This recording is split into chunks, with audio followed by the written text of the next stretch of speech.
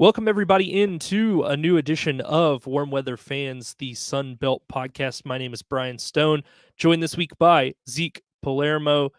Zeke, we are here to talk about all the happenings from Week 10 in the conference, as well as looking ahead at Week 11. How are you doing today?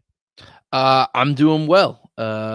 We are wrapping up high school football here in Georgia, or at least the regular season, starting to get in the playoffs. So I'm amped up for that. It's basketball season finally. I'm excited about that. And I don't know. We're recording this Monday. Tomorrow's the election. I'm just ready for that to be concluded. Whichever way it may land, it's just like, let's get over it with it, man. I'm done getting the texts. I'm done getting the emails, the voicemails, the ads. I'm done with it.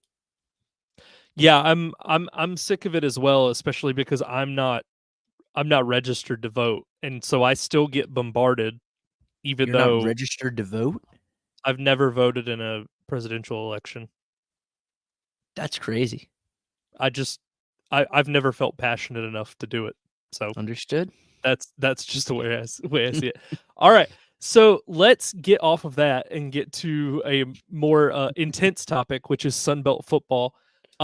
Let's start with Tuesday night's game. So how much of this did you catch? Because I watched a lot of it. Louisiana, Texas State. How much of this did you see? Cursory. I watched the big cut up afterwards on YouTube. I didn't catch much of this one. Okay.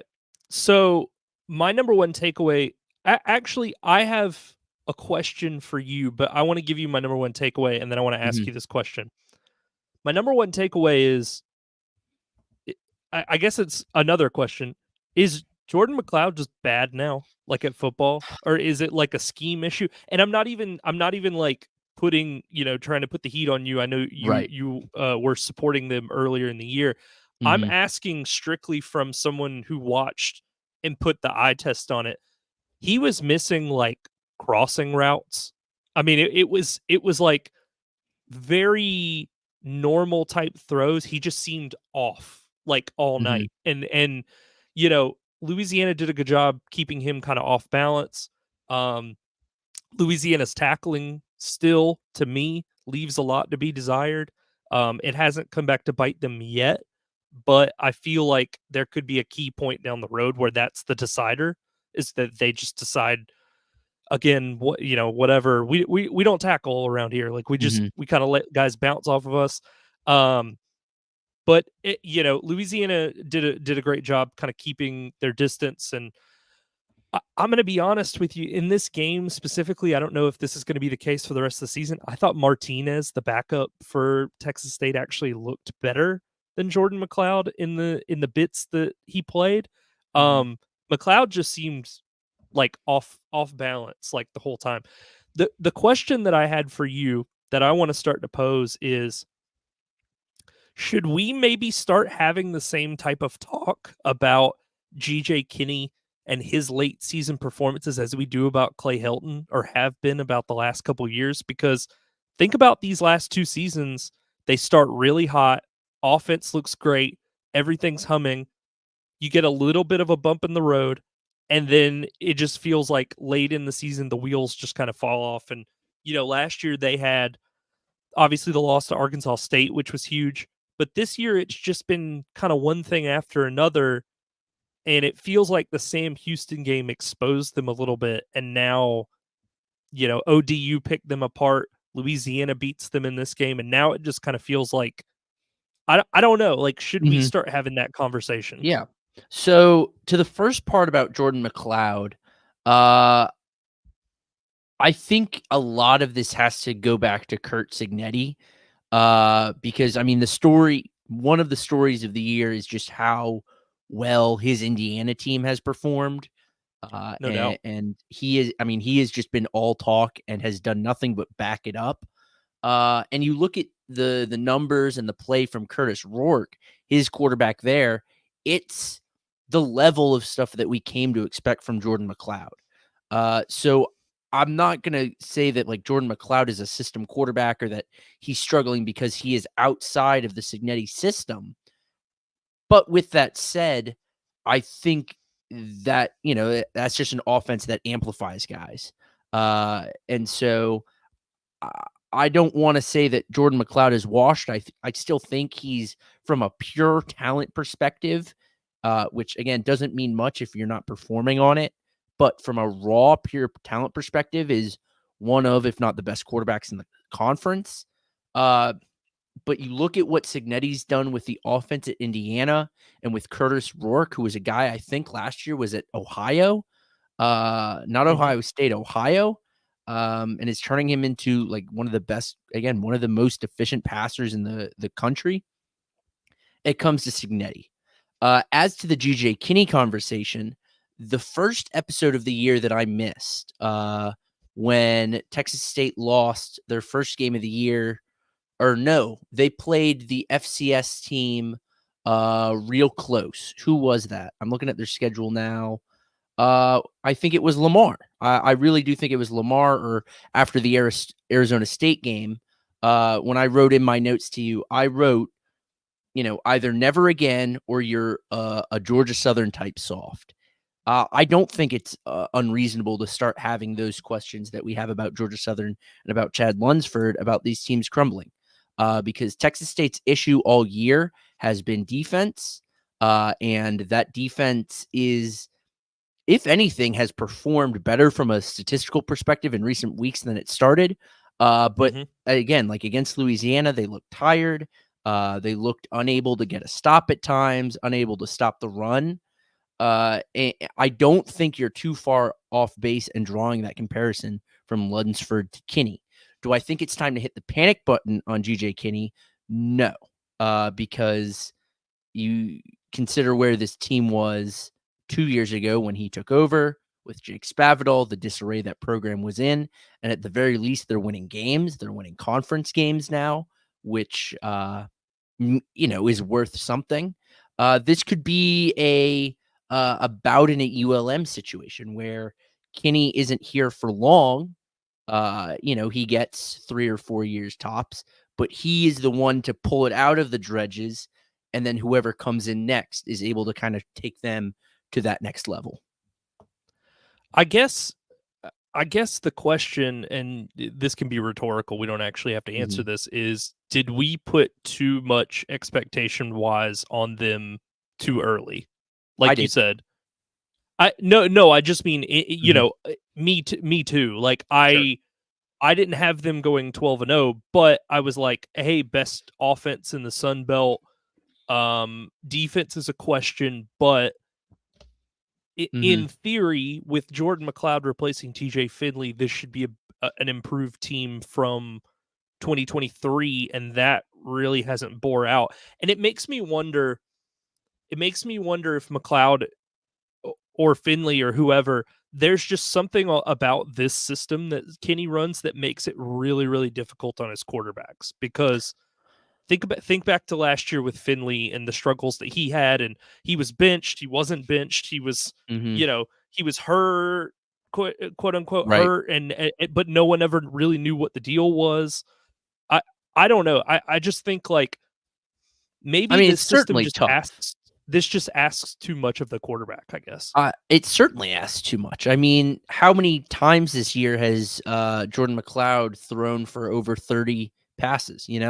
This is Yeah. a quarterback intensive offense, and he's not asked to run a lot. But the offensive line isn't great. I think he's taken 9 sacks or something like that, and I mean, the guy's got a good pair of legs.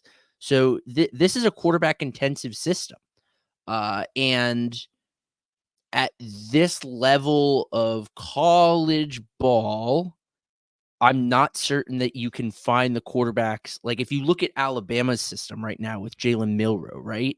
Or when Jaden Daniels was at LSU. Obviously, those are different tiers of quarterbacks than what we're talking about. Those are, NFL first rounders, guys that are turning around or will turn around. Jaden Milroe will, NFL franchises. Jordan McLeod is not that guy. That is not the Mm-mm. same conversation.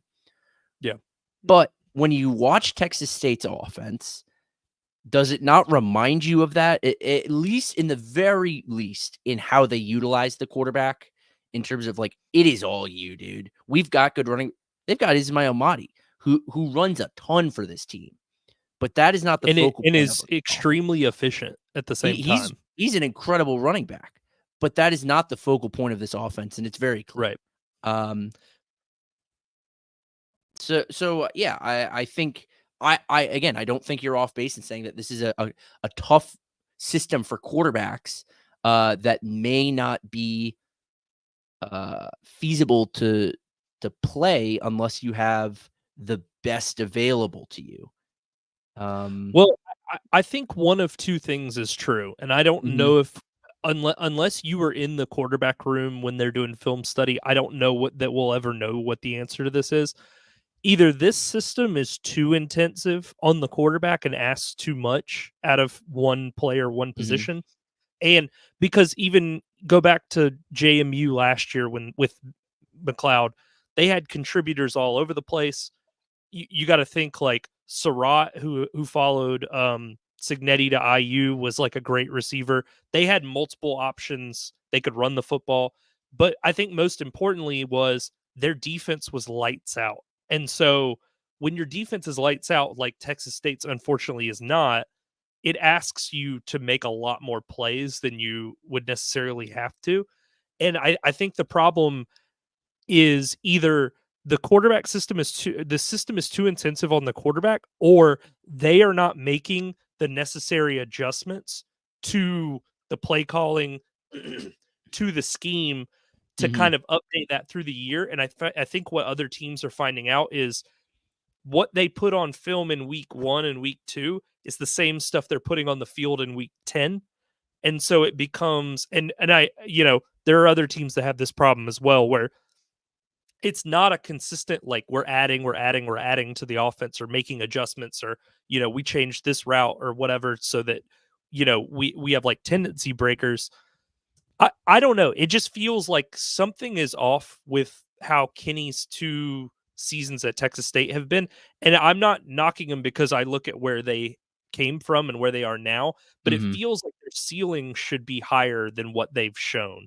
And so that's more kind of what I'm making a point about, is like, they, with the talent they've had, it feels like they should be able to accomplish more than they have been. And so, yeah, I just I don't know. I'm not really sure what to expect. Um, again, McLeod had 18 pass attempts and didn't crack 100 yards passing. mhm, That's kind of my point. Martinez, 11 for 14, 113. I know he threw an interception, but that was kind of just like a desperation, like, we need a play to get right, made, because they Louisiana really had cracked down on Joey Hobart, who is primarily their number one receiving option. He only had 3 catches for 14 yards.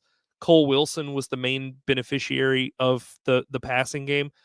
But Louisiana, despite kind of their tackling struggles when Motti or Torrance Burgess Jr. had the ball, they do a really good job in the pass defense area. They make it really tough to kind of find zones to sit down in, things like that. So I do want to give them credit, Louisiana, first and foremost. I mean, they do this thing, and it's not great, but it hasn't bit them so far. Offensively, they kind of play down a little bit, mhm, where they're really good at matching, but it doesn't feel like, hey, we're just gonna bury this team. Like, we have it's like a death by a thousand cuts. Like, we have all of these receivers. We have Lejean, we have Jacob Bernard, we have Terrence Carter, Harvey Broussard. Like, we have all these guys, and we have the running back attack of Washington and Perry. But it just kind of feels like they only really strike and get into that mode when they feel like they need to. And I guess what I would want to see is a little bit more kind of urgency from them, in spots where the other team's offense is struggling. You have a chance to bury them early, and they just kind of meander around. And then when, Texas State would start to press on them, then they would make a play. But it didn't, it felt like it was like one of those, it was almost like dancing. Like, they let the sure, other team kind of lead, and then they react, versus being proactive and being like, we're going to be mhm, the first one to put points up. We're going to score at every turn. So that's just kind of what I've observed from mhm, Louisiana. It's not hurt them yet. So, like, right. DeSormo and all those guys. Matt has said the past couple weeks that he's scared of the ULM game like he hasn't been in several years. With Well, you, maybe not now. that's what I was going to add. With Matt, I know you're not here. If you're by any chance listening, I'm curious what the Louisiana perspective is now, because they are, I think, over the past 2 weeks have suddenly burst into the best team in the conference without question. Don't even think about it. Yeah. 2 weeks ago, I put Southern in that conversation. James Madison has been in that conversation until late. ULM, but now they've lost to South Al and Marshall in back-to-back weeks. So Old I'm Dominion looked like they were finally kind of building towards mhm. something, and then they get beat at App last Saturday. So Yeah. So we ask this question every week. What does your power ranking look like? Because ULM has shot up, and right now they have no peers in my eyes.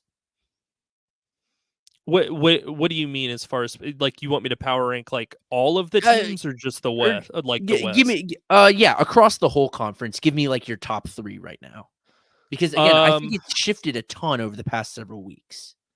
yeah, I think right now as I sit, it's Louisiana 1. Mm-hmm. I think I still this is tough to say. I think Marshall's still the second team in the conference, second best team as long as the right guys are playing. Mm-hmm. You know, if Charles Huff isn't cutting off his nose to spite his face that week and deciding, hey, guess what? AJ Turner, you're out of the game plan. Hey, Right. Braylon Braxton, why don't you go grab a cup of Gatorade while Stone Earl gets a few series in? I think top to bottom, they're the second best team in the Sun Belt. And the loss to Southern was so fluky that like Sure. again, if you're not cutting off your nose to spite your face, you run away with that game when no questions asked. But he outsmarted himself, and so I don't know, man. I think 3 is got to be like maybe still Old Dominion. Like I don't know. Like Sure. the problem is the East is such like it's like a snake pit. Like everybody is just getting in shots at everybody else, and there's not like a clear top dog.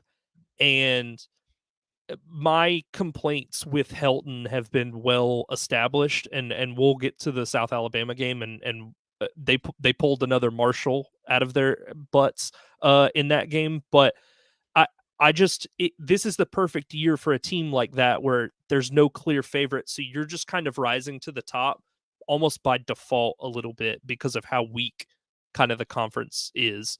Now, I think with the way that everything shakes out schedule wise, I think Southern could definitely represent the East if they keep their current level of play up. But I just don't.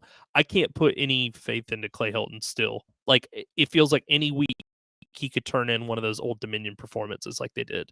So until he proves it, I just don't. I don't feel great about it. But let's wrap this up. So Mm-hmm. again, Ben Woldridge played very well, 18 to 28, 252, a touchdown. I mentioned Draylon Washington. He had 10 carries for 94 yards and a score. Um, yeah, I mean it was a really good win on the road on a very they had a bye week, but it was like a short week in the it's weird when you're playing on a Tuesday. But yeah, great win for Louisiana. I think this really kind of shows what they're made of as a team. So Matt's not here, but I'm sure he would be, thrilled that we're just kind of showering them with praise. But with that, Louisiana is now 7-1, 4-0 in the conference, still the only undefeated team in the conference. Texas State drops to 4-4 and is now 2-2 in the Sun Belt. Let's talk about Friday night's game. So Georgia State, I believe they scored a garbage time touchdown, right, to pull Yes, they, within. they scored 2 late touchdowns. Okay, so this is maybe part of a larger question that I have for you. Mm-hmm. But I'm going to use this game because they officially have made the move at quarterback from Valaire to Zach Gibson. Is this the year of the backup quarterback in the Sun Belt? Because let's think about it. Coastal seems to be better when Noah Kim is in the game. Now, Mhm. again, you want to talk about cutting off your nose to spite your face. Tim Beck decided Ethan Vasco got the start, and you see, kind of what happened there.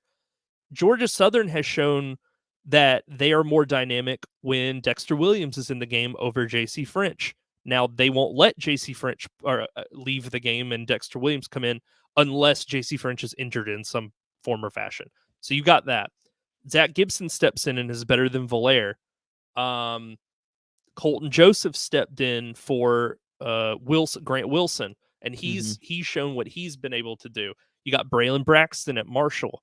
Um, even if you want to talk about Matthew Caldwell at Troy, he's played better than, no offense, Goose Crowder, who's now injured and out for the season, but Caldwell has kind of put together better tape and better stats than I think Crowder probably would have.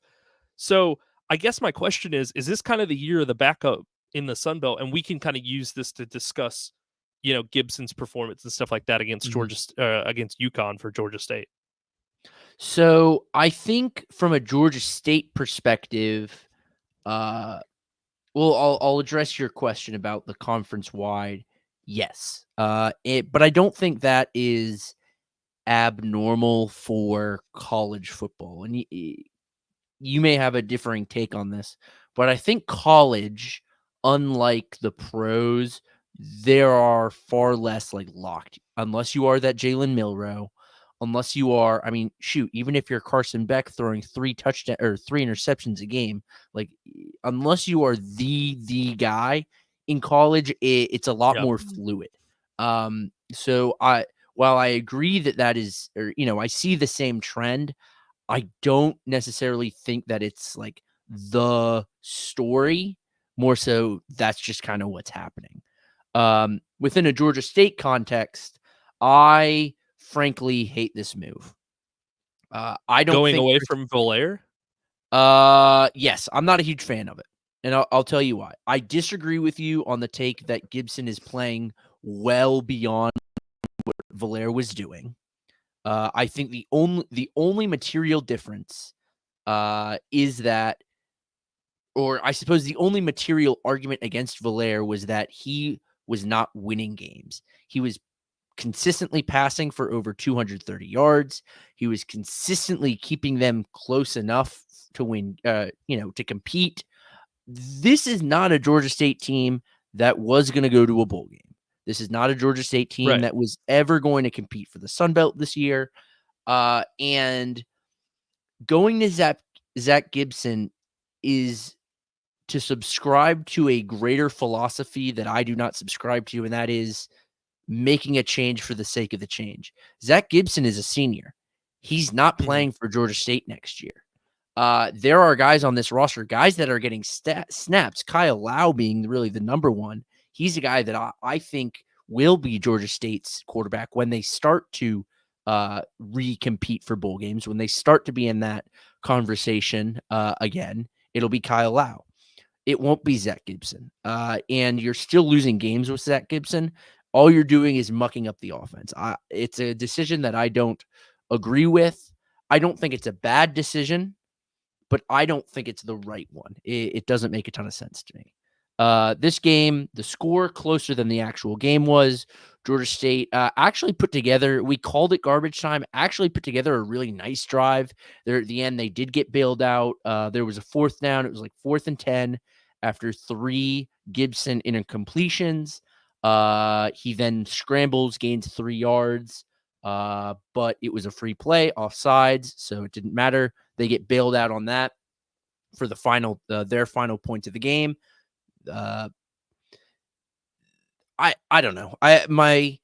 What I came here today with my thought about this game was that there is a discourse that exists around this Georgia State team about this being disappointment, about how Del McGee is failing this team, and that is something I don't wrap my head around because reminder, this guy came in the middle of spring practice.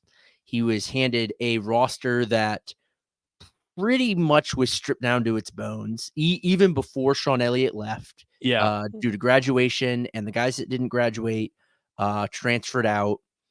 So this was going to be like the down year for Georgia State. And so I think the complaints about not winning games is a little disingenuous. This is a good UConn team. This is the best UConn Mhm. has ever been in my recollection of their football program. They're doing something funny out there, and UConn's good at football. Why? I don't know. Jim Yeah, Mora Jr. Jim, something about the name, man.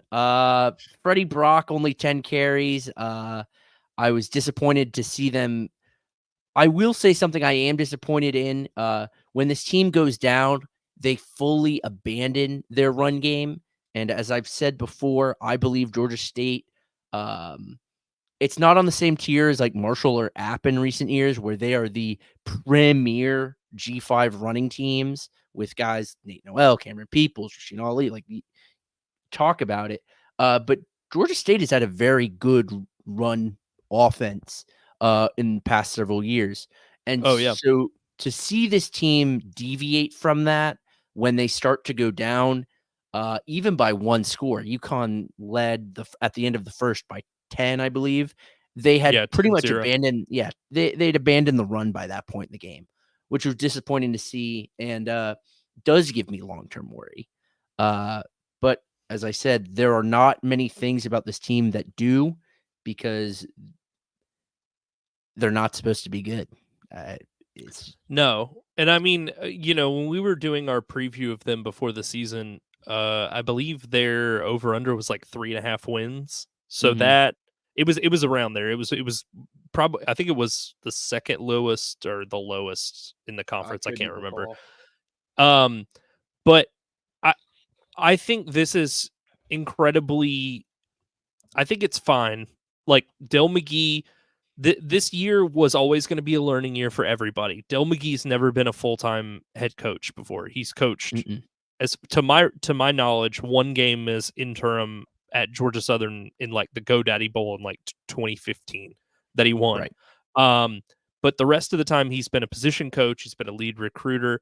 From what I can tell, I looked at, I know 24/7 will totally screw your team unless they have somebody running the page. So, like, I can't well, I'm gonna be honest, like, you can't use it for the teams Right. that don't have somebody running the page recruiting-wise, but from what I've seen, McGee's doing a heck of a job recruiting for the 25 class, especially in and around Metro Atlanta, and you've said this multiple times. Elliott was based, and his family all lived in South Carolina. It didn't feel Mhm. like he was making the effort, from what I've read, to to Right. to really embrace like the guys that kind of maybe not slip through the cracks, but maybe they were going to take a gray shirt to go play at Right. UGA or something, like, or didn't have the grades obviously to get into tech or something like that. So So to that point about like what Del McGee is doing different than Sean Elliott, I was in Atlanta on Saturday, and I noticed something that I had never seen on Georgia State's campus since I began following and covering and caring about this team. And that was just yard signs about the homecoming game saying, mhm, "Hey, we have a homecoming football game. We want you there." And it I it's fairly well documented that Sean Elliott did not campaign for this team. He was going to run through a wall for everyone on his roster, more so than maybe any coach I've ever personally met. That guy cared about that team and wanted them to succeed and wanted the guys to succeed. I mean, the one thing Sean Elliott is known for nationwide is for being a guy to, for slamming his head into his player's players helmet, right? coach. Yeah. Yeah, players coach Sean Elliott, but he was not a campaigner for the team. No. He wasn't. He didn't. I'm sure he wanted to. He wanted this, but to the public eye, he didn't want the brand of Georgia State football to increase beyond what it existed as. Mhm. Um, and read into that however you want when you consider he took a down, not really, definitely a downward job when he became a positions coach back at South Carolina. Um, so, take that to mean what you want about his real attitude about Georgia State and his job there. But Del McGee wants this football program to be something and to be cared about. And I mean, this is the South. People care about football no matter the size, no matter the level. From middle school to the pros, like anywhere in between, football is football in this region. And so I'm excited about that for this team. Yeah, I mean, again, this was always going to be a dry run season for him. Coming in being a first time head coach. So, really, I'm not involved with Georgia State's football program, so I can't say this, but there really should be just zero expectations. Like it should be, if we find a quarterback that we might think could play for us for the next couple seasons, great. But what we're going to work on is, getting the coach. Coaches kind of need reps too, like learning when to call timeout, situational things, when to kick a field goal, when to go for it, things like that. So I think this is a really good opportunity for him to do that while this roster is kind of bare bones, stripped down to studs. And, and he is going to get an opportunity to really put an imprint on this team with his recruiting acumen. And does he want them to be a run heavy scheme? Does he want to be able to throw the ball 50 times a game? Like, we don't really know. He's kind of working around the personnel he has now, but it'll be interesting to see maybe in 2-3 years, what is a quote unquote finished product of this team look like? What is the thought process? Like, we use ULM as an example. We know Bryant Vincent, what he wants to do. He wants to line up, run the football, play defense. Like, it's a very simple thing, but McGee has been around so many different types of teams, especially at UGA. They transition from pro style, we line up in the I formation, to Todd Monken comes in and is there more of like a spread, throw it all over the yard type team. So it'll be interesting to see, because he hasn't really had an identity as a position coach. But good for Georgia State being able to stick around in this game, like you said. So what year? We'll wrap up because we're 2 games in and we've gone for 30 minutes. But what year is Kyle Lau? Like, what is he, a freshman? Like, what's his? He's an underclassman. I believe he's a fresh. I believe he may be a true freshman. But at the very least, he is an underclassman. Okay. So I think what's most important, I think it's, and I said this last year about JC French at Southern, when your season is just totally in the toilet, you need to take all of the veteran guys that aren't going to be a part of this team that you're building for 2 years from now. You need to say, hey guys, appreciate what you've done. If you can give us practice reps on the scout team, that's great. You guys need to sit down while we kind of mentor our guy of the future, get him some in-game experience while there's nothing on the line. And so, yeah, here's the thing. I didn't mind them in theory putting Gibson out there, because at some point, like, you just don't want the players to kind of quit on the team. Right. Because frankly, Valera was throwing a ton of picks, like a ton of really ugly ones too. But I didn't realize that they had kind of a guy waiting in the wings that they could put in and be like, let's just get him some game reps and see what we got and see if we need to go recruit heavier at quarterback or not. And maybe they're seeing some of that in practice, but maybe not. We'll see. I don't know. All right. So UConn is now 6-3 this season. Georgia State drops to 2-6 with the loss. So let's get into Saturday's games. I'm taking them as they come here. App State beats Old Dominion 28-20.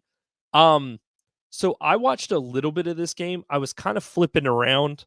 I think the way that this game turned out, obviously App did a great job of winning this football game, because they've had a lot of issues recently in just winning games flat out, period, end of story. This has been a really rough year for them, both on and off the field. But I think where what this comes down to is, frankly, I don't think Colton Joseph has the weapons around him. Like, and we've talked about this. Like, Isaiah Page gave him 205 yards and a score. Great. Aaron Young, 110 yards rushing, A+. Outside of that, who do you have as contributors? Like, the defense is pretty good. And, App has struggled offensively this season, but they have the ability to score points in bunches. And so to hold them to 28, you would think, hey, we either need to be in this game or we need to have a lead. And for Colton Joseph to go 27 of 38 for 332 and 2 touchdowns, and you scored 3 points in the second half, it kind of screams to me like they just don't have the horses around him to kind of get Yeah. them back into the conference race almost. I think nothing evidences your point better than just looking at. I mean, dude was sacked 5 times in this game. I mean, this was probably his best game yet. I mean, the guy's been ripping off really, really good games, hundreds. Yeah. He's been ripping off, 20 and 70 or 270s. He went 330 and 42. I mean, it was his worst rushing performance, but he still gained 42 yards. Consider, I think they count 5 of those sacks, so consider that. But that's your point right there, is the guy has no one to get the ball to. There's no one to relieve that pressure. And as has been Old Dominion's thing the past several weeks, they've relied on Colton Joseph. Now that teams have some semblance of tape, they have some semblance of understanding about what his game is and what he does, that the guy is a freak quarterback. He's incredible in both aspects and does not really turn the ball over that much. No. Now that they have that knowledge, though, it's just like what we saw. It's like what we're seeing at Arkansas State. Like, now that you have the tape on the quarterback, on the phenom that came out of nowhere, it's starting to fall apart. Credit to App. They won this game. A little disappointed they couldn't score more. I felt like they didn't have too many really exceptional drives, but they did enough to win. Yeah, I like it just comes down to how long was the Colton Joseph magic going to last, and I think it depends on the matchups the rest of the way. But after this year, it's going to be what we're seeing at Arkansas State, where the magic wears off. Well, I think App realized the way to kind of not neutralize him, because he is a good passer as well, but the way to kind of take it a little bit away is just to make sure he stays in the pocket. Like, if he breaks contain, then yeah, you're in trouble, because he definitely can run. He's a good passer when he gets outside the pocket. He throws well on the run. I think I might have a nuclear hot take for you, and I don't know if you're Okay. going to agree with this or not. Is Colton Joseph the best quarterback in the conference? Yes, he's the best performing quarterback. Well, I just mean, like, we've seen McLeod's ceiling, but he hasn't played up to that. Aguilar has had really, really shaky games this season. Like, the one that he played against Louisiana was frankly pretty bad. It feels like all the guys that we anticipated coming into this season that were going to be kind of the benchmarks for what we think quarterback play is going to be in this conference have not really held up. And it feels like the young guys, the Braylon Braxtons, the Colton Josephs of the world, have kind of stepped up and kind of taken that mantle. So until I see otherwise, the numbers look great. I think Colton Joseph's kind of the best quarterback in the conference. He just doesn't have any of the pieces around him that some of the other better teams do, is frankly what it is. I would challenge you. I don't even know if he's the best freshman quarterback. Gio Lopez, I think has a arm in this conversation. And He's while not a he's not, freshman, though, is he? isn't I thought he he? was a sophomore. He played last season somewhat. I don't know if he played less games and was able to keep a red shirt, but he played some last season in relief of I can't think of that quarterback's name from last year with South Alabama. At the Carter Bradley, at the Carter very Bradley. least, Gio Lopez has a conversation at this table, though. As does Ben Woldridge, I think. I understand what you're saying about, like, Jordan McLeod, We thought Jalen Raynor was going to be really good this year. He's taken a step back. You know, Joe, you mentioned it. Joey Aguilar has been good. He leads the conference in passing yards, but it's not what we anticipated. Like, we kind of anticipated him to outshine everyone else by a considerable margin. Frankly, he probably only leads the conference in passing yards because he's been the starter all year and hasn't been pulled or hasn't been played in replacement. I don't necessarily subscribe, but I hear what you're saying. He's probably playing like the best quarterback if you look at the past 2-3 weeks. But I'm not buying it quite yet. Okay.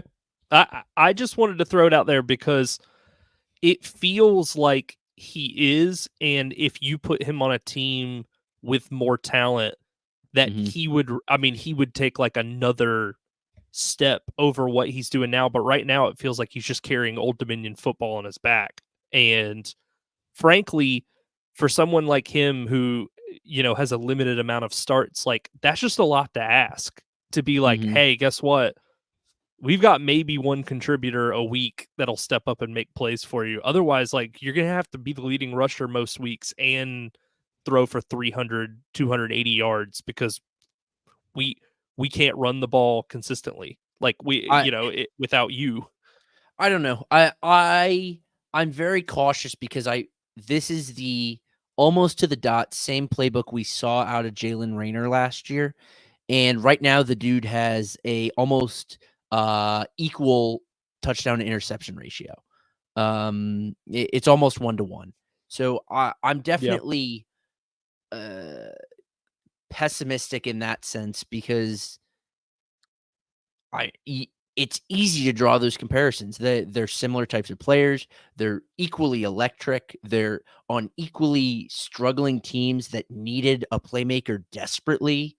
But this offseason, the only thing Arkansas State needed to do was go get Jalen Raynor some guys.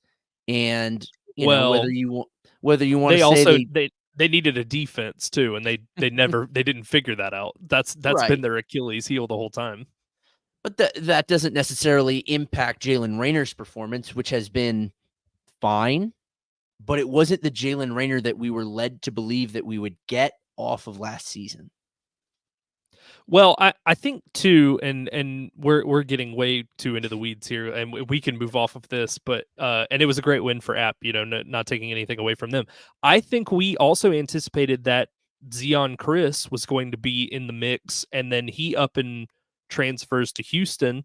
Weirdly, I know it was for like NIL reasons or whatever, but weirdly transfers to go hold a clipboard for half the season. Now he's starting now, and they just won. They beat Kansas State with him last Saturday playing, but I don't know. Like we thought the main race coming into this season, at the end of last year, it was going to be these two freshmen in Jalen Raynor and Zeon Chris, and it's like Raynor has taken a step back for whatever reason, and whether it be play calling or weapons or whatever, and Chris is gone. So you got to find somebody to fill that void. And I think Colton Joseph has kind of filled the void for both of them. And I think the thing that impresses me is that he's doing this in spite of not having anything really around him. Where Jalen Raynor, at least you could point to a couple of guys last year and go, well, that guy helped and this guy helped and, whatever.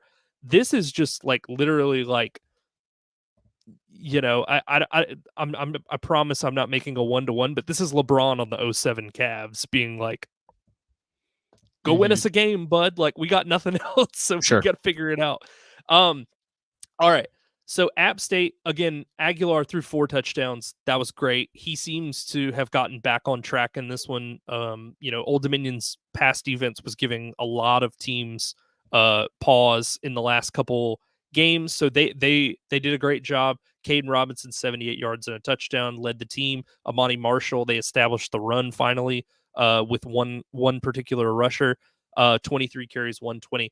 This was a good performance for App. They held, like I said, Old Dominion to 3 points in the second half, and anytime you can do that with a quarterback of Joseph's caliber, like, hats off to you guys. There's been a lot of questions, including from myself, about Scott Sloan's defense this year, because it's had periods and starts where it just hasn't flat been good. But anyway, App moves to 4-4 and 2-3 in the Sun Belt. Old Dominion drops to 4-5 and is now 3-2. We talked about UL Monroe kind of to start the show off a little bit. It feels like they're kind of running out of gas here. So Marshall defeats UL Monroe 28-23. UL Monroe, frankly, if you took Colton Joseph off of Old Dominion and dropped him onto UL Monroe, I think that they've got a hell of a football team. But I have real questions about their quarterback spot. Arminta, I think, has been the thing that's been holding them back. And he is super shaky throwing the football. Like, he multiple times tried to throw that game away when they were beating James Madison earlier this season. So it gave me a lot of pause, and it was more for me being like, hey, what they're doing is great.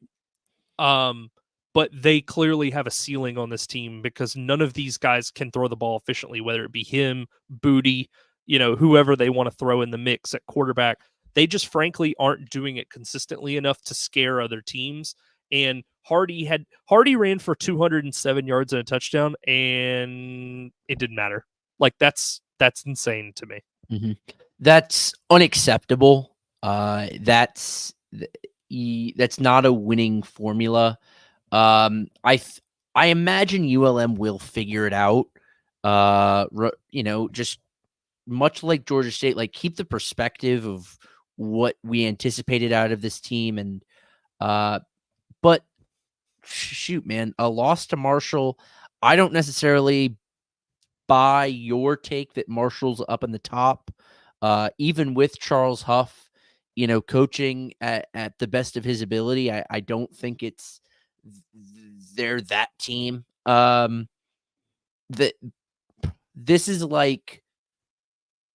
not too dissimilar from what Troy has had in recent years, where Troy had the run game and they had the defense, and they probably would have won more than they did. And mind you, they won a Sun Belt championship.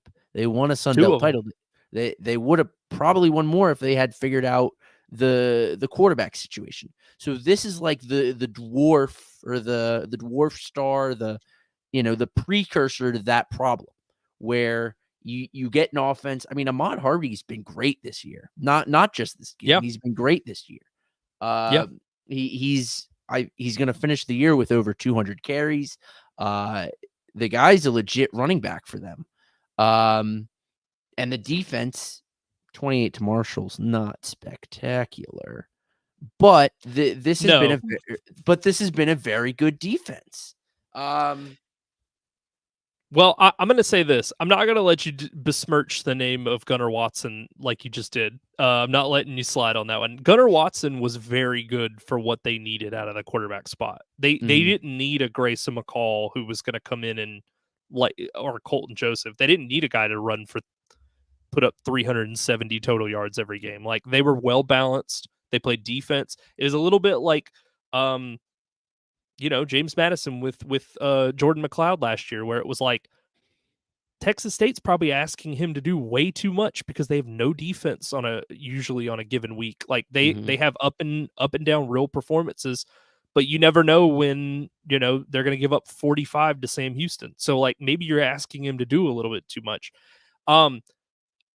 My argument for Marshall is they are 5 minutes and a backup quarterback for Georgia Southern away from being undefeated in the conference right now. Like, I think that it was as fluky as it got. And again, Charles Huff made the incredibly stupid decision to take out the guy in that game that scored 17 of their 23 points and put in a guy who generated 2 field goals in like 3.5 quarters of action. So I'm just like, if he doesn't do that and Braylon Braxton plays a full 60 minutes, I don't think Georgia Southern even is able to come back. But they kept stalling out because they put the wrong guy in.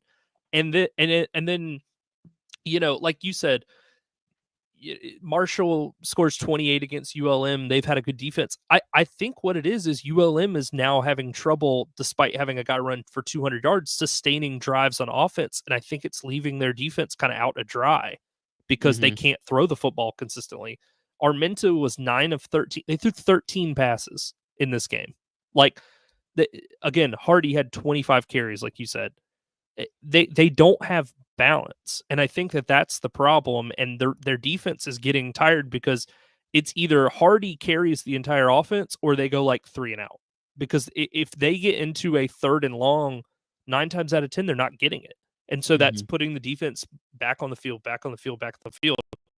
And you know, I don't really understand the usage with AJ Turner. One week it feels like, hey, we've got a bell cow at the running back spot, and then the next week it's like, this is a Houston game. Let him, we're only going to run the ball a handful of times overall, even though it's definitely Mm-hmm. working. So like, I truly can't tell what it is that Charles Huff wants to accomplish, but again, they're 5 minutes and a fluke comeback away, in my opinion, from being 4-0 right now in the conference. So Yeah. I have to default them.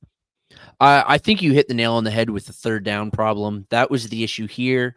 Obviously, when you're only throwing 13 times, like you're just not going to convert 3rd downs, 3rd and longs, or a They don't non throw unless they absolutely right. have to. That is not sustainable unless Gerard Parker has this weird fantasy of reinstituting the triple option. Does he You mean see Bryant Vincent? Did I say Gerard Parker? Yeah. Bryant The Vincent. field goal king, Gerard Yeah. Parker. Yeah. That's what they're looking like. Unless Bryant Vincent rather is looking at the success of Army and Navy this year. That's not sustainable. I wanted to bring up because you mentioned the third down conversions, and I wanted to check on that. ULM ranks 2nd worst in the conference on 3rd down, better Yeah. only than Southern Miss. The conference average hangs in about, I'm eyeballing this, I don't have the average, but I'm looking at all of them, 42% or so. They're sitting at 33, along with the likes of Southern Miss, piss poor offense. Coastal Yikes. Carolina can't find a quarterback. Georgia State, 2 wins on the year. So I think you hit the nail on the head there, and it's only going to get worse as we hit these final couple weeks. I'm kind of surprised with the limitations that ULM's had so far that teams aren't just sticking 9 guys in the box and being like, if you want Armenta to throw over our head, we'd love to see it, because he hasn't really done it this year. So like, it's kind of shocked me that they haven't just totally loaded up the line of scrimmage and been like, again, we're gonna put run a 4-3. We're gonna drop a box safety down, and if Hardy runs past all 9 of our guys, then we'll live with that. But otherwise, if we're a decent tackling team, like, let's see Armenta throw it over our head. So it's really going to be an interesting kind of style clash when ULM does play Louisiana at the end of the season, because ULM is very good at running the football, obviously, with Hardy, and Louisiana is reticent. I'm going to put this nicely, reticent to tackle guys in the open field. But they do a good job of shutting down the pass, but that's not ULM's game. So that's going to be a real interesting kind of push-pull, when we get to the end of the season. Obviously, kind of the implications for who's going to represent the West are out the window at this point. ULM's kind of, they kind of cashed their chips in early in the season, and now it's kind of coming back to bite them. But Braylon Braxton was efficient once again, 10 of 19, 166 and a touchdown. No turnovers as a team. Like, this is how you beat ULM. You cut off the amount of opportunities they get. You force them into 3rd and long, if you can, and Armenta's not going to beat you with his arm. So that's just kind of been the story as of late with Old Dominion and Marshall at this stage. So Marshall improves to 5-3 this season and is now 3-1 in the conference. ULM is now 5-3 and 3-2 in the Sun Belt. Looking ahead here, so Troy has a huge 2nd quarter bump and outscores Coastal Carolina 21-0 They go up 28-7 at half, and that was kind of the game. Like Ethan Mhm. Vasco, for some reason, I kept looking up. It was Noah Kim hurt. Like, what was the deal? I thought he played fairly well against Louisiana, and I felt like the defense was the reason they lost that game. I did not feel like, hey, you need to yank this guy and get Vasco back in based on what we've seen from Vasco.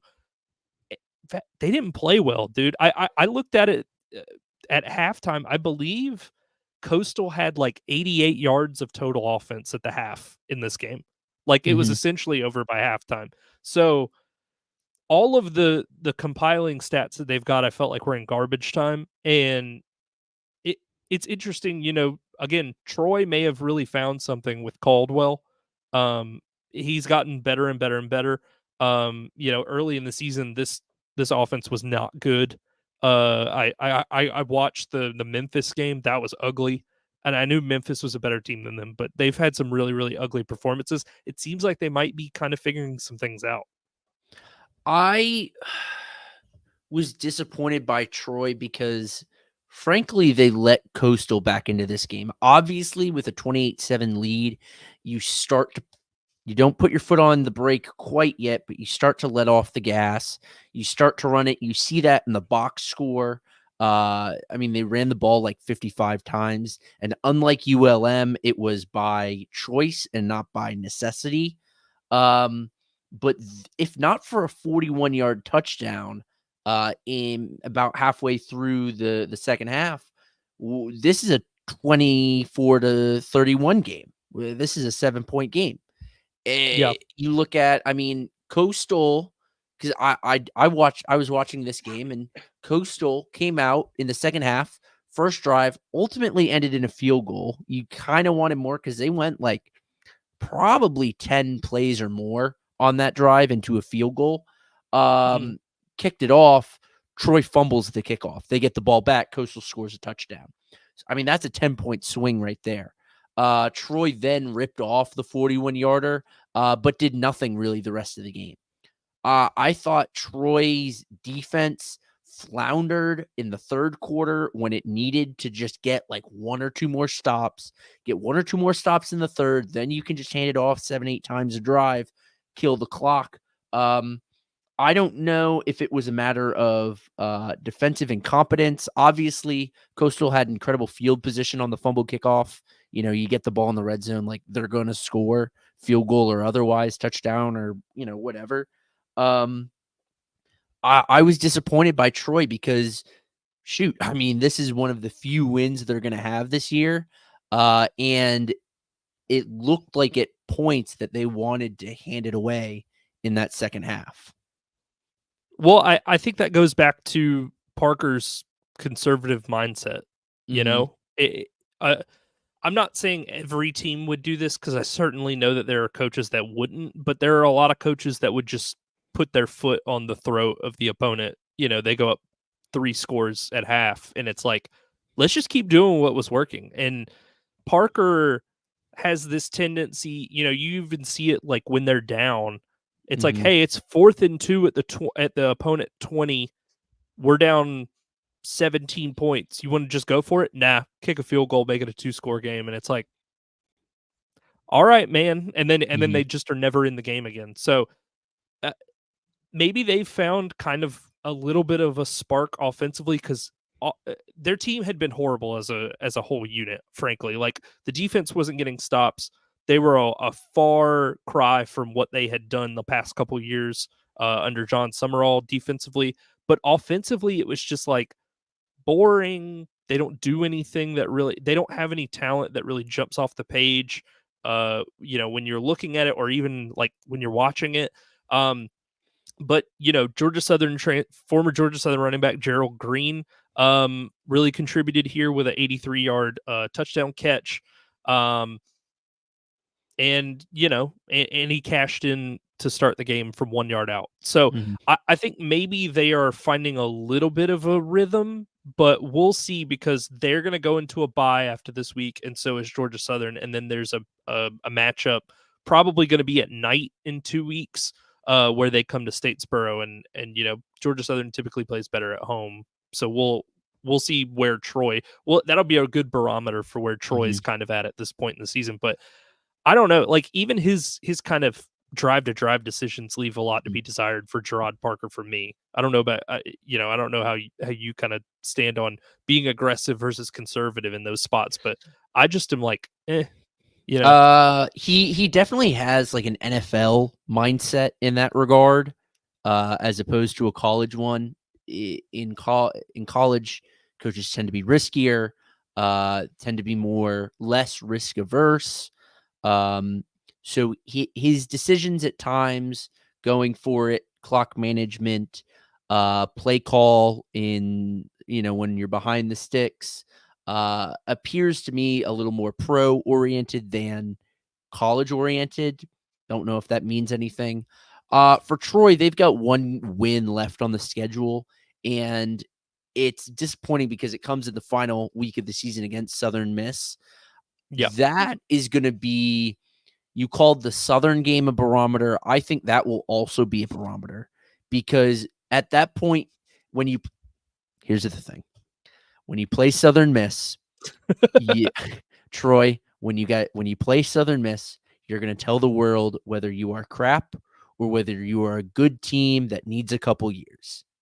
Whether Yeah. you're a good team that's in the process or if you are also Southern Miss.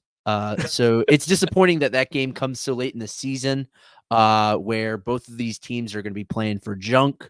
Um, and by the third quarter, both teams are going to have the walk-on third string center, long snapper, senior playing in his final game, and we're going to see all the seniors that have like 4 special team snaps over the course of their career. They're going to come out Yeah. for like the opening kickoff or something like that. So it's a poor timing, but like that's the barometer for me is if Troy should, as any college football team should, handle Southern Miss. But They if they should. don't, they should. Here's the thing: if they don't, you have to wonder: is Troy? Are they not a good team that's going to get better? Are they instead just a bad team? I don't know if you saw that. So there are all these companies. I promise this comes back to Troy. There are all these companies that are launching streaming services that aren't necessarily in the content entertainment business, and Mhm. one of them is Chick-fil-A. Did you see Yes, this tweet a couple weeks ago that was like the Troy Southern Miss game is going to be I streamed did see exclusively that. on the Chick-fil-A mobile app? That one I is was going to like, hell yeah. be. Are you familiar with the Sickos Committee? Oh yeah. Hmm. Oh, that's gonna be their Super Bowl. I don't know if there's gonna be a game that the Sickos are up for, like Troy Southern Miss this year. That's gonna be like sicko morphine. Oh Like my it's just gonna be like straight to the vein, like just pure god. uncut sicko. Like if you're watching that game and you have no rooting interest in either one of those teams, you need help. Like you need to go find somebody to talk to because Yeah. you better literally have nothing else better to do. Um, but again, wrapping this up, I truly don't understand what Tim Beck is doing at the quarterback spot. Like Noah Kim looked good in the times that he's played, and there Mhm. hasn't been, at least when I was looking during the game, there wasn't a reported injury. So that means it was the coach's decision to put Vasco back in. And if he's doing that, then I'm just like, yeah, he doesn't know ball at that point because Vasco, I mean, be real, like Vasco's not it. Like Yeah. he's shown to be incredibly volatile on the field, and frankly, you can't win with that, especially when you don't have superior talent to everybody else. He pegs me as a Derek Carr type in that the dude is gonna put up any number of yardage. You say, "Hey, Ethan, I need you to throw for 240 today." He can go do it. He'll do it on 56% completion. He'll Yeah, need 45, 50 passes, but like, shoot, he'll get you the yards. He's yeah, not going to win you games, but the dude is going to be, he's going to win accolades for his yardage numbers. stuffing That's the stat sheet. exactly that's the type of quarterback Vasco strikes me as. And For some, our co-host included, that might be enough. A Derek Carr Yep. type might be enough. But for me, Well, that doesn't fly. no, I want somebody with a higher ceiling than that. So anyway, Troy improves to 2-7 this season and is now 1-4 in the conference. Coastal drops to 4-4 and is now 1-3 in the Sun Belt. Getting to the last game of the night, Georgia Southern, South Alabama. This was a wild one. I don't know how much you kept up with this. So basically, what happens is Georgia Southern and South Alabama, they go into half, it's 14-13. It's back and forth. Teams are kind of trading, drives. Georgia Southern did this thing that you saw when you watched the JMU Georgia Southern game in person, where they just fall asleep after halftime. Like, I don't know what they do at the half, but they always come out in the third quarter just flat. And so they came out flat.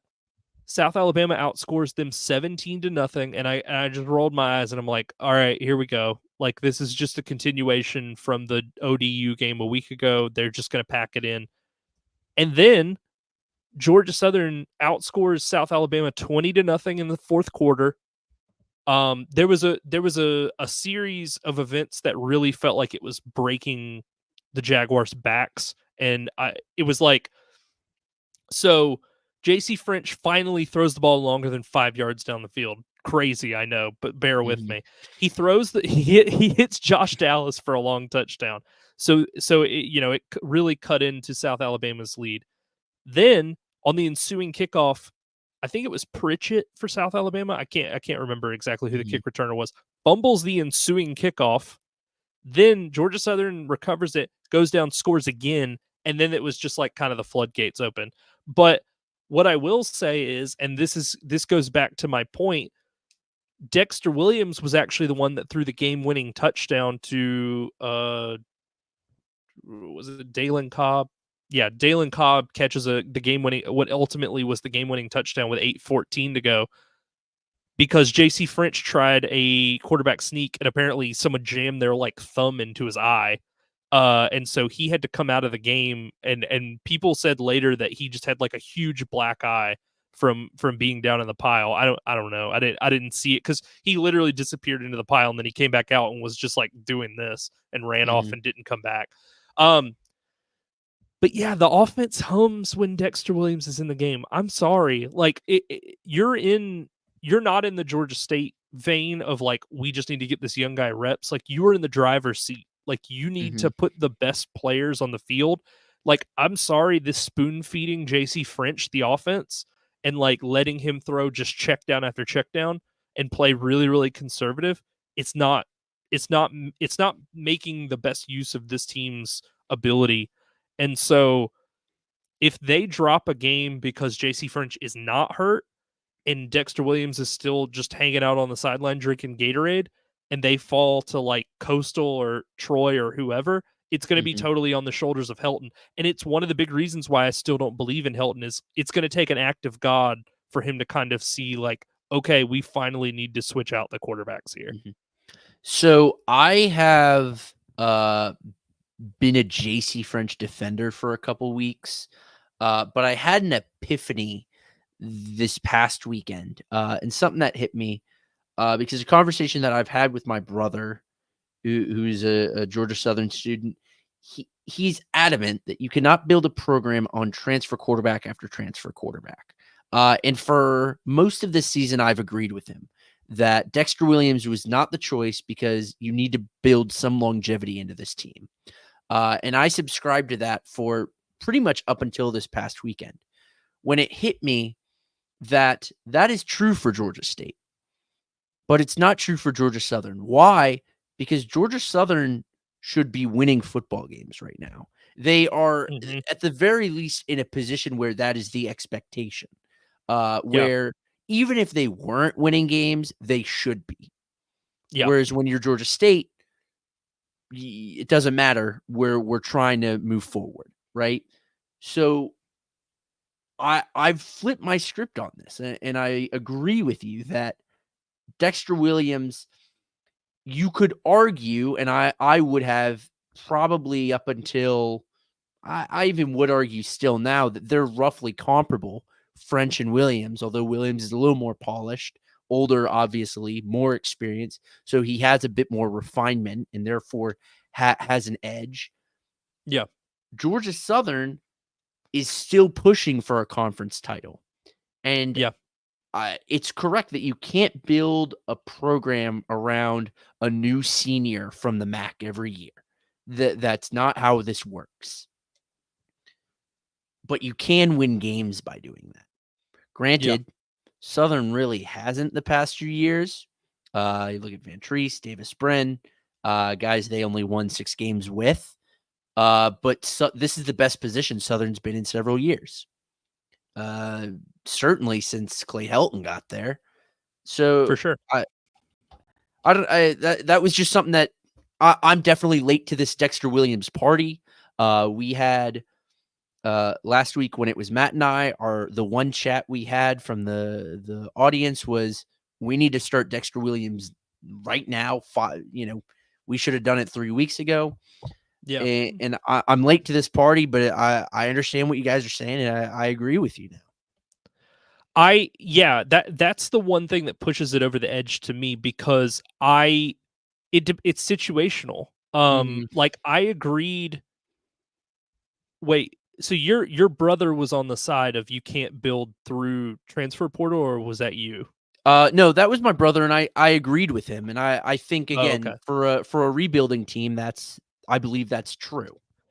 Well, and that's the mindset that I had last year when Davis Brin had already nuked their season. Like after, throwing 1,000 interceptions, I was like, yeah, just get French in because if that's the guy you're planning on going with, and he's got years left, and the season's basically already over. Who cares? I mean, no offense, who cares if you make the Montgomery Bowl or the Camellia Mhm. Bowl or whatever, and you guys get to play a MAC school in late December. Who cares at that Right. point? Like you need to start building for next year now. Like and it again, it took an act of God. Davis Brin had to be so bad in that App State game last year for them to give French a shot, and French came in and threw a touchdown against App, and then he broke his arm, so it was just all for naught at that Mhm. point. Zeke, I have a question for you, and I'm gonna put this forth in the audience, whoever. Would you like to take a guess at how many wins Clay Helton has in the month of November as the Georgia Southern coach from 2022 till now? Now, I believe you either tweeted this or texted this to Matt and I, so I am spoiling the game. It's a big fat goose egg, isn't it? No. So he had up until this weekend, he had one win in Mhm. 3 seasons in November as Georgia Southern's head coach. It was the only win he had was in 2022 when they played and beat App State at home in like that triple overtime Mhm. 55-48 game. He just doubled his win total in November by winning the South Alabama game. And people are still in my mentions on Twitter being like, "Are you still down on Helton?" Yeah. Yeah, dude, I am. Like I again, it would take the act of God for him to be like, I guess Dexter Williams is gonna play. Like JC Mhm. French is gonna have to get hurt in order to put this team in the best position to win. And for that reason alone, like on Shark Tank, I'm out. Like I can't do it with him, man. Like I understand you want to be kind of loyal to the guy that you anointed the starter, but how many times does it's like that parable about, you know, a person wants God to send him a sign and they're like he keeps being like, "Hey, I sent you a helicopter. I sent you this, sent you that," and you just didn't get it. This is what's happening right now. Like, Mhm. how many times does he have to lead a comeback in a conference game to keep your hopes alive for you to finally get it? Like, is he going to literally have to slap you in the face? So that's just what I don't get. Like, how dumb is this guy to not get Mhm. these signs that are all playing out? I about Helton, let's put you in a world where Southern makes the conference championship out of the East. Hmm. Um, does that change it for you? Because your complaints are, I would argue, or uh, I've gathered, I've observed, are not necessarily about like wins losses, and that's No. because that's something that, I mean, shoot, that's what a coach is measured on, but that's not necessarily your concern. Would I be right in saying that? Yeah, my thing is this is a down year for Mm-hmm. the conference, and this is why the Eagles are rising to the top. If this had Mm-hmm. been a normal year like last year where you had JMU and Troy and App was in the mix and all these teams are like hanging around like at the top, that would be one thing. But again, the East is just a pit of vipers. It's just a bunch of teams that one beats the other and then it's like rock paper scissors all the way through. My issue is this game and Marshall are like smoke and mirrors. Like the Old Dominion game, I think, is proof that things can fall apart very, very quickly.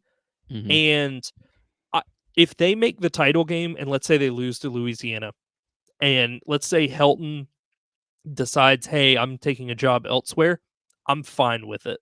And I would not have said that about any other coach that led us to a conference title. But if you don't look at the context of the whole situation, you will look at it and go, well, why are you cool with him leaving? And I'm like, I did you not watch the games? Do you Right. not watch the season unfold? Like, look at how many crazy things that all have to happen. You have to have a 21.5-minute comeback against Marshall to put you in the lead. You drop a game against Old Dominion, you were literally in that game for no minutes and no seconds. The game was over basically with on the first snap. You Mm-hmm. beat JMU, who is inconsistent. Again, all of these dominoes have to fall perfectly into place. And I still think at the end of the day, he's going to find a way to blow it. So that's my complaint. And now Jared Binko, the AD, is gone, who hired Helton, and they Mm-hmm. promoted their assistant AD. And I would hope that this person is smart enough. His name's Chris Davis. I'm hoping this guy is smart enough to kind of see through the veil a little bit and be like, now wait a minute, like this isn't making 20-point comebacks every other weekend is not Mm-hmm. sustainable. We can't make a living off of that. So I would hope that that person can see like, hey, it's great that we've got here, but you have to have the context of how we got here. You can't just blindly be like, it's one thing if they're Troy and they're just blowing everybody off the field and we have no concerns. If we had John Summerall last year, you don't hear a peep from me on this. But you have to watch how it happens and take that into account. Major Applewhite threw them out of this game, like the head Mm-hmm. coach for South Alabama. They were moving the ball so well in the third quarter. They were just kind of moving the ball down the field, intermediate passes, short passes. They'd throw an occasional deep shot. And then when they got into trouble, it was like Gio Lopez needs to scramble for a first down or we need to throw a 60-yard bomb.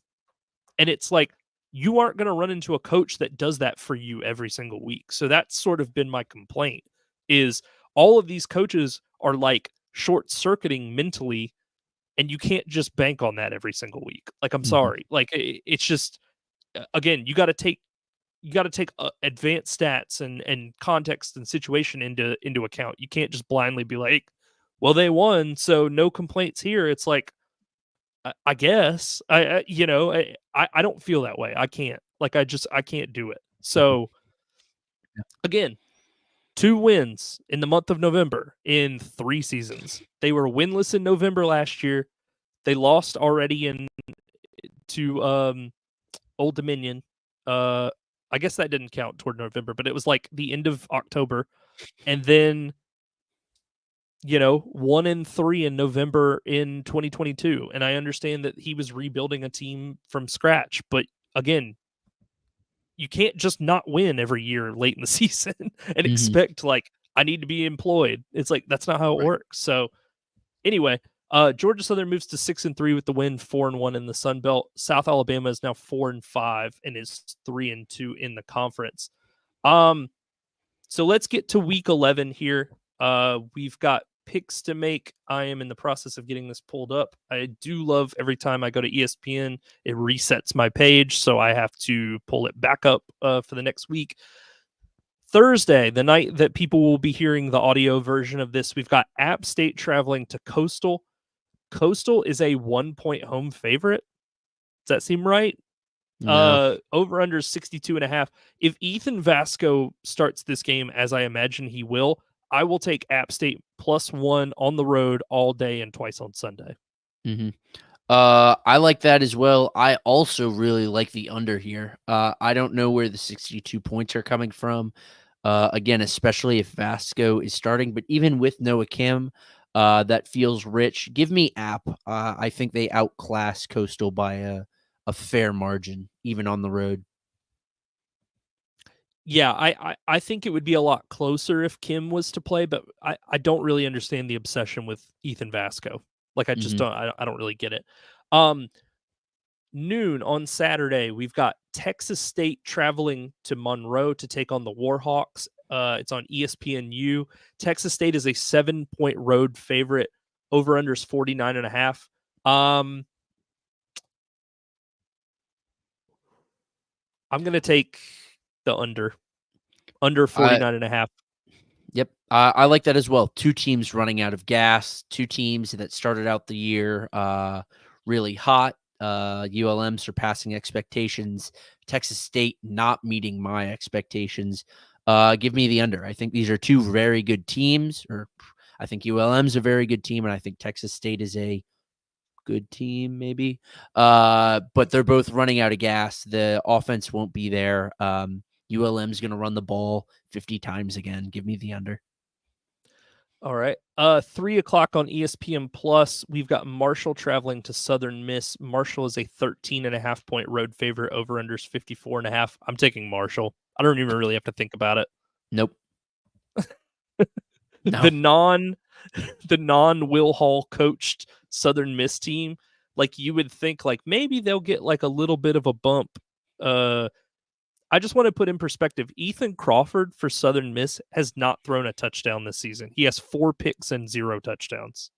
That should put into context how bad they are. And I think Marshall, again, all things considered, is the second best team in the conference. Until if Georgia Southern starts playing up to snuff with their right quarterback, like I'll believe in them. But this whole like we'll just mount a double-digit comeback every week. It's just not going to work. Another a 3:30 kick, ESPN Plus. Georgia State's traveling to Harrisonburg to take on James Madison. James Madison is a 16.5-point favorite. Over unders 54.5. I like Georgia State plus 16.5. It's a no, but I'm just telling you, it's a lot of points. Yeah. That's number one for me. Number two, Alonzo Barnett can play poorly independently of how the other team is. Like Sure. we have seen him just struggle for like seemingly no reason. And I took Georgia State to cover in that UConn game, and they were getting blown out, and they found a way to cover. So it's not so much of a, I think they're going to win. It's just, Mhm. I think it's a lot of points for a real shaky JMU team at this point in the season. I hear you. Georgia State has found its way into games, especially late. I don't know their cover percentage or anything like that, but I do Well, know that Christian Valaire's not throwing a ton of picks, which is helping them out. But James Madison, when they win, puts teams away. When granted, that's when they win. Couldn't do it against ULM, couldn't do it against Southern. But with the exception of, funnily enough, Gardner Webb, the only exception, they're winning by that margin in every win, with the exception of Gardner Webb. Give me James Madison. I think when they win, they put teams away. And I don't think they're shaky enough that Georgia State wins. Therefore, I think JMU puts them away. Sure. So you have JMU minus 16.5 as It's your pick? rich, but I don't usually like lines that big, but yes. Okay. 5 o'clock ESPN Plus. Arkansas State is traveling to Cajun Field to take on Louisiana. Louisiana, again, also is a 16.5-point favorite. Over under 60.5. I'm going to take Arkansas State plus 16.5. Solely for this reason. Louisiana plays to their competition. Mhm. and they have not shown a penchant for blowing teams out that they are better than. You go back and look at the Southern Miss game, they outclassed App, and it was still close, even Mhm. though Aguilar threw like 3 or 4 interceptions in that game.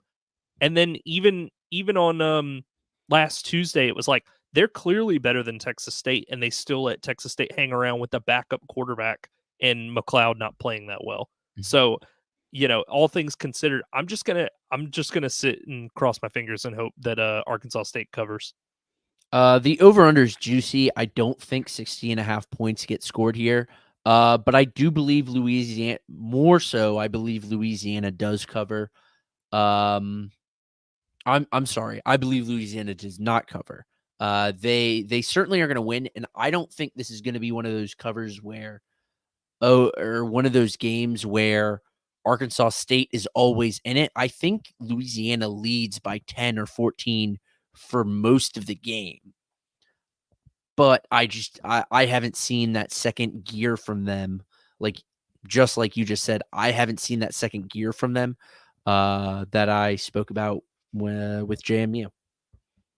They're very good, but they're not the JMU, Troy, App teams of the past where they're just crushing bad teams. Like they win, and it's comfortable-ish, but it's Mhm. always like 10 points max. So Yeah, I it's I just almost like it's a sneaky good. Like if you looked at yeah, just the record, you'd be like, "Oh shoot, this Louisiana team is very, very good." But then if you went a level deeper and you looked at just the scores and obviously the result, you're like, maybe they're not. You start to have questions about it. Think it's a shaky. right. But then if you sit down and watch the games, you understand this Louisiana team is legit. They just don't finish the job until the game's over. Right. Yeah, that's sort of my beef with taking them, especially with a huge spread. I mean, Mhm. it just doesn't seem it doesn't add up. They haven't done it yet this year. Um, so right now we have 74 people watching according to the platform that we are streaming on. Thank you everybody that listened. Thank you everybody that watched. Please think about subscribing to us on our YouTube page. Zeke, could you prompt them with the little thing? Yeah, We do you we got it. do these episodes once a week. We would love to have interaction with people who are watching. If you have comments, questions for us, anything, feel free to join us down at this link below, youtube.com/@warmweatherfans. You can follow us on Twitter @warmweatherfans. We tweet games, we make picks. You've if you've been listening, you see all that. And then you can subscribe if you want the audio version of this on all of our platforms, Apple, Spotify, what have you. Zeke, tell people where they can find you personally, and then I will do the same, and then we'll get out of here. Yeah, I'm on Twitter @Zeke Palermo. You can find me there. I'm getting verified. I pulled the trigger today. I decided I have to do it. Frankly, I'm doing it for work. I realized I wasn't getting the poll I need to for my job. Just trying to engage local audiences. It's hard to unless you're getting that engagement boost. But in other Twitter news, very exciting. This has actually been maybe the best news I've had all week. They approved me to do community notes. I've been trying for months to get approved to do community notes. Every time I see one, I rate it yes or no. Is it good? So now I am going to be, they're going to let me start writing them. And I am, this is unironically the best news I've received in like 2 weeks. That's dangerous that they're letting you do that. I shudder at the who are you going to be community noting is going to be crazy to me. Anyone Um, talking crap on Texas State, including you're going to be myself. you're going to be community noting our own Twitter account. That's wild. Um, as always, you can find me on X and I guess Instagram. I don't really post that much at Watch the Stone. We will be back next week again, guys. Please subscribe to our channel. Comment, like all of that stuff. We would love to have a ton of interaction with the people that watch our stuff.